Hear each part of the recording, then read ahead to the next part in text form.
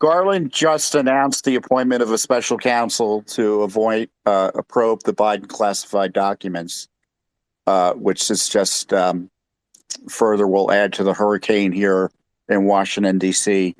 over what started off, in my view, as a radical abuse of Trump.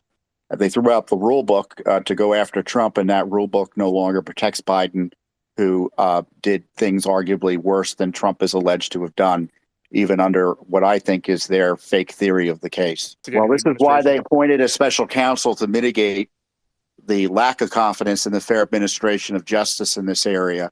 I mean, you had this unprecedented rate of Trump. I mean, I don't want to digress too much from the topic of this, but, you know, what struck Judicial Watch initially about this was we had asked for the National Archives to get records from Bill Clinton, who had kept them after his presidency. There were recordations an author had made of him calling foreign leaders and members of Congress, you know, quintessential presidential records. And the court came back to us, the archives came back to us, and the Justice Department came back to us and said, you have no right. And by the way, the president has ultimate authority to decide what is personal and presidential. And if he has records after he leaves office, they're presumptively personal. So the point is they changed the rules to go after Trump all of a sudden. And now every president and vice president is on the block, as Joe Biden is showing, because of this political case, not based on law or precedent against Trump. What a nightmare.